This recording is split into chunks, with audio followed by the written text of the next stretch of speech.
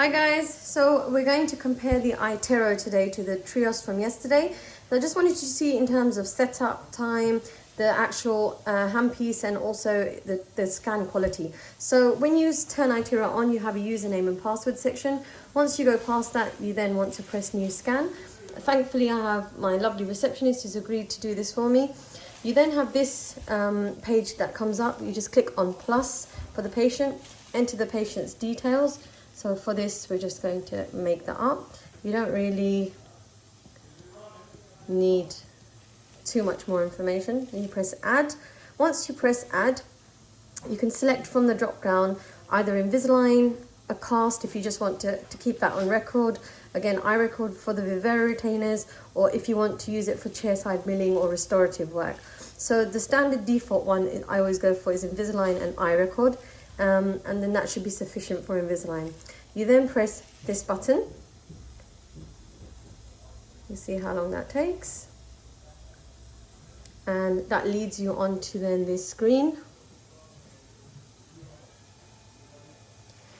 It's preset on the left hand side. So the lower, click for upper, and then click for the bite. So I want you to just kind of see, if you compare this to yesterday, I thought that was considerably longer with the Trios in terms of setup time.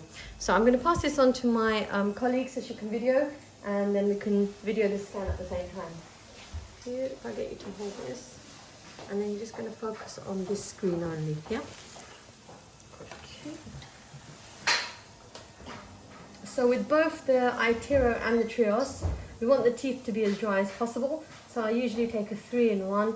It's the occlusal surfaces that usually struggles to pick up. So,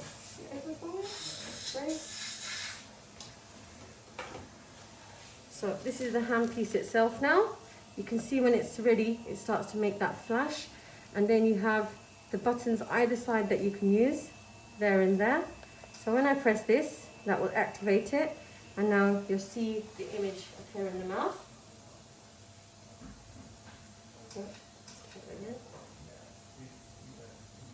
So with both of them, we will do the occlusal surfaces first. Once you've done this anterior region, sometimes you need to give it a little bit of a wiggle. Once it's picked up the occlusal, you then roll over to the lingual aspects. This back aspect here, patients always have their tongue there. So what I tend to do is if I start here and then just gently push the tongue out of the way, and then that helps you gain the lingual aspect. Then you go all the way around, same here, push that down, tongue a little bit out of the way very gently. And then once you've done the lingual surfaces, you go back onto the occlusal, push over, and now you've got the buccal aspects there.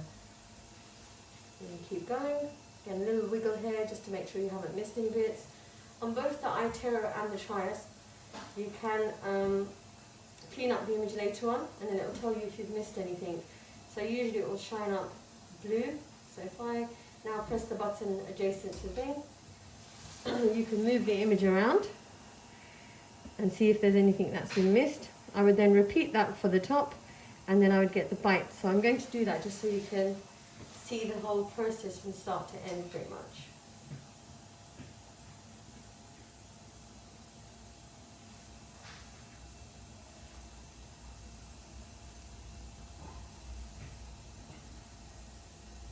So I don't know how you feel in terms of the videos, but certainly my experience is that the image was cleaner on the Trios. But for me personally, it could be because I'm used to the Itero more than the Trios, I just find it much quicker. The setup, not having to wait around for the handpiece to heat up. The handpiece is definitely bigger, so when you have people who've got you know, quite small mouths, or the wisdoms are there, it can be a little bit more uncomfortable. So if you bite together for me, that's great. So unlike the Trios, you won't really get an indicator telling you if you've got everything that you need to get. So if you open again, please, thank you so much. And then you can trim any excess tissue, but for the purpose of this video, just want you to see that. And then now you would press here, and what it will do, it will just see if you've picked up everything. If anything's been missed, it will be highlighted for you. So I kind of do like this feature as well, because it gives you a chance to correct anything you may have got wrong, before you submit the scan, which is much nicer than getting the patient back in later. Having said that, you do have occasions where you've done that and still there may be the scan can get rejected. The other time it really struggles, both do, is when the patient has perio and there's quite large open spaces or black triangles. So if you have a look now, I can separate that. Have a look at the bottom. Can't see any big bits of blue. You can see the top, because you can see a little bit of a gap there. So that would then say to me, look, just clean that portion up there for us. And then you just press the envelope. Once that's sent, we would go onto the Invisalign site. It gets allocated a number. You can either then search by patient name, or you can add in the number, and that will do that for you. So it tells you it's going to take approximately 15 minutes now, and you enter that number at the top there, and that should be able to get that for you.